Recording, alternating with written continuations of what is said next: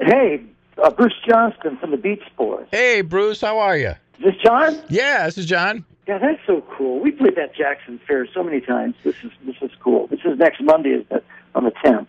The Beach Boys was my very first rock concert. No, where? Back, and you were there. I think you just. This is right after Good Vibrations came out.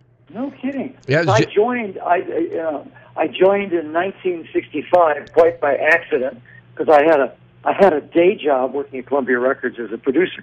But so my first bunch of songs I ever recorded with a band started with California Girls. I think Brian really, I know where he was at on that move. I think he just wanted. I think he liked my voice because there were so many hits already by then. I just think he liked the timbre of it. Well, I've admired you for many years, even before you joined the Beach Boys, because you've been around and done so much before that, and on your own. I mean, you've worked with some great people, like Richie Valens and Phil Spector, Everly Brothers. The late Terry Melcher. You did the stuff with Bruce and Terry, which I have a collection of Bruce and Terry recordings. Oh my God.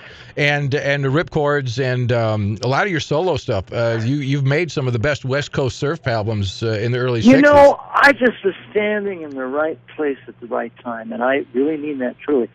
I will say, I think the most interesting thing, I swear to God, that I did outside of the band, and this is, when I'm 16 years old, I'm in a little house band because the artists of the day, the one-hit wonders, didn't carry bands, Right. And they probably made, having hit records that they're making $250 a show.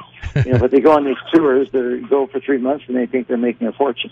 Yeah. But anyway, so they show up and we back them up. Well, one of the local guys was Richie Valens, and his chart record was "Come On, Let's Go, Let's Go, Let's Go."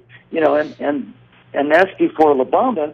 And I think that was my coolest thing I ever did, was just back him up. I never recorded with him, but the last time I talked to Richie Valens, remember I was 16, my voice was probably going, hello, cracking a little bit. So the last conversation I ever had with him was, Bruce, I've been away for a couple of weeks and I'm working on an album because of my chart record, Come On, Let's Go. And I've made cover songs, and I wrote a couple songs. I wrote one about my girlfriend, Oh Donna, and I recorded. My grandma had the words for the Mexican wedding song, which of course is La Bamba. I think that's the most cool thing that I ever did, and I didn't even sing on that stuff. I was just a little piano player guy, but it was still really cool. Yeah, the great thing about Beach Boys music is it still appeals to all generations. It still does. Well, my kids are grown. I've got one of the four boys is married and has 3 kids, and I have seen. So my guys at the show with my one son and his kids singing the songs, I think, now this is cool. The life-changing event in my life as a 13-year-old, as a 12-year-old, not being around kids at school that do music, and I get sent, thank God, to Interlochen as I turned 13, and all of us could speak the same language, and that put me on the music path because of Interlochen, by Traverse City in Michigan.